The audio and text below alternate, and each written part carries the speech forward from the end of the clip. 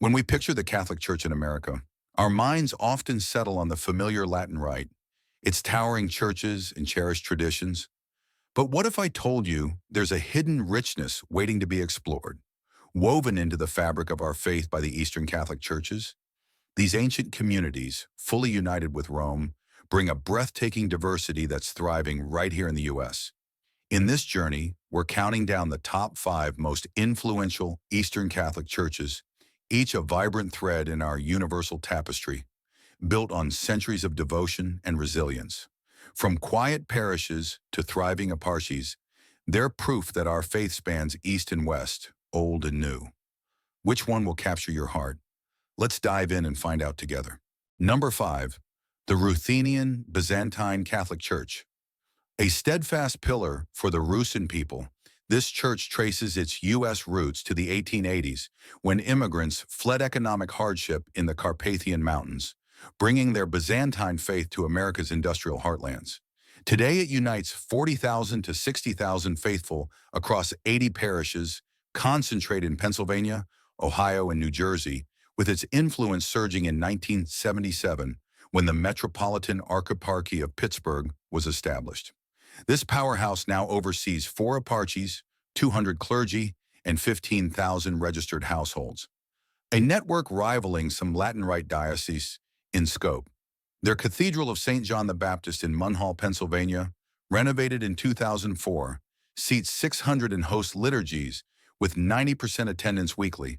Over 500 worshipers filling the air with Slavic chants, unchanged since the 9th century. Their cultural reach is vast. The annual Carpatho-Rusin Festival in Uniontown draws 5,000 attendees, while 20 schools educate 3,000 students yearly in Byzantine traditions. Since 2010, they've launched 10 outreach programs, distributing 5,000 meals annually to the needy, proving that even at number 5, their ability to preserve an Eastern identity while shaping Catholic life in the Rust Belt is a quiet but undeniable force, setting the stage for what's to come. Number 4, the Syro-Malabar Catholic Church. Carrying India's apostolic legacy to America, this church began its U.S. story in the 1970s with Kerala immigrants, but its influence skyrocketed after 2000, growing 300% to 50,000 to 70,000 faithful across 60 parishes nationwide. The Eparchy of St. Thomas the Apostle in Chicago, founded in 2001, directs 120 priests and serves 20,000 families in states like Texas, New York, and California. With their flagship St. Thomas Syro-Malabar Cathedral in Bellwood, Illinois, dedicated in 2014, seating 900 and drawing 85% attendance weekly, over 700 worshipers chanting in Malayalam each Sunday. Their cultural impact shines through 50 annual Onam festivals, each averaging 2,000 participants, fusing Kerala traditions with Catholic devotion, while 15 new parishes since 2010 signal unstoppable momentum. Educationally, they run 25 Sunday schools with 4,000 students, and their charitable arm has raised $1.5 million since 2015 for disaster relief in India.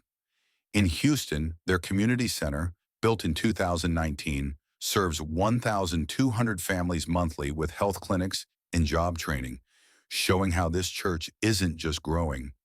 It's reshaping the Catholic landscape with a dynamic blend of 2nd century faith and 21st century vitality that's impossible to ignore. Number 3, the Maronite Catholic Church. A Lebanese titan thriving in America since the 1890s when immigrants fled Ottoman rule.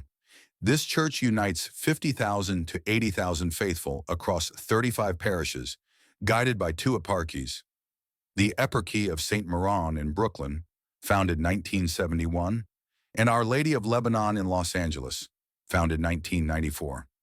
With 90 priests and 25,000 registered members, their reach is profound, especially in Detroit, where Maronites make up 15% of the Catholic population, roughly 40,000 strong, and their crown jewel, Our Lady of Lebanon Cathedral in Brooklyn, expanded in 2010, seats 700 and hosts Aramaic liturgies, the language of Jesus, drawing 650 worshipers weekly, a 95% attendance rate. Their 20 annual festivals, like Youngstown's Mirajan, attract 10,000 visitors each, generating $500,000 yearly for charity, while 10 new churches built since 2005, including a $3 million parish in San Antonio, opened in 2020, seating 500, cement their growth. Socially, their relief programs aided 2,000 Middle Eastern refugees in 2023 with housing and jobs, proving that this church, unbroken from Rome for 1,600 years, blends ancient Syriac roots with a modern American presence to stand as a cultural and spiritual juggernaut in urban centers. Number 2, the Ukrainian Greek Catholic Church, a colossus of faith and resilience with roots in the 10th century baptism of Kyiv. This church's U.S. story began in 1884, but its influence surged after World War II and again since 2014's Ukraine crisis, boosting numbers by 20% to 60,000 to 100,000 faithful across 90 parishes. The Archieparchy of Philadelphia, founded in 1958, oversees 5 eparchies, 250 clergy, and 30,000 households, a structure rivaling many U.S. dioceses, while their St. Josaphat Cathedral in Parma, Ohio, rebuilt in 2009, seats 850 and draws 750 worshipers weekly, a 90% turnout for Byzantine liturgies rich with incense and icons. Their humanitarian clout is staggering.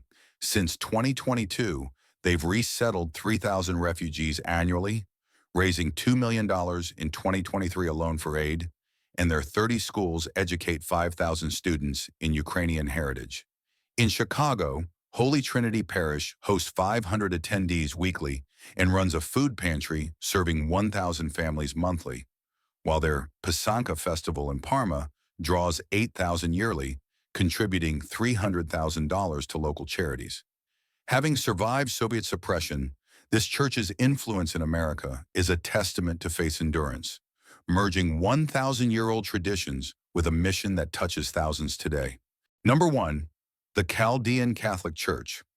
An unrivaled giant crowning our countdown, this church's influence towers over America's Eastern Catholic landscape. Born in Mesopotamia 2,000 years ago and taking root in the U.S. in the 1920s, with a 50% growth since 2000, driven by Iraq's turmoil, swelling their ranks to 150,000 to 200,000 faithful across 70 parishes. The Eparchy of St. Thomas in Detroit, established in 1982, commands 4 eparchies, 300 clergy, and 50,000 families, outnumbering Latin Rite Catholics in parts of Michigan, like Sterling Heights, where they're 20% of the population, and their St. George Chaldean Cathedral in Southfield, opened in 2022, seats 1,200 and hosts Syriac liturgies, packing 1,000 worshipers weekly, a 95% attendance rate. Their humanitarian reach is colossal. Since 2015, they've resettled 1,500 refugees yearly, raising $5 million in 2024 for aid, while their 25 schools educate 6,000 students. In San Diego, St. Peter Parish draws 800 weekly and runs a job program placing 500 immigrants annually. And their 15 cultural festivals, like Warren's Chaldean Fest, attract 15,000 each, generating $1 million for community projects. This church isn't just influential, it's a transformative force, merging ancient roots with a modern legacy of survival and service that redefines Catholic impact in America. As we complete this journey through the top 5 most influential Eastern Catholic churches in the United States, one truth stands clear. Our faith is far richer than any single tradition can capture. From the Ruthenian parishes echoing Slavic chants to the Chaldean communities rebuilding lives in Detroit, these churches, representing 350,000 to 500,000 faithful combined, form a mosaic of resilience, culture, and devotion. Together, they oversee 335 parishes, 960 clergy, and 135,000 households, contributing over $10 million annually to charity and education.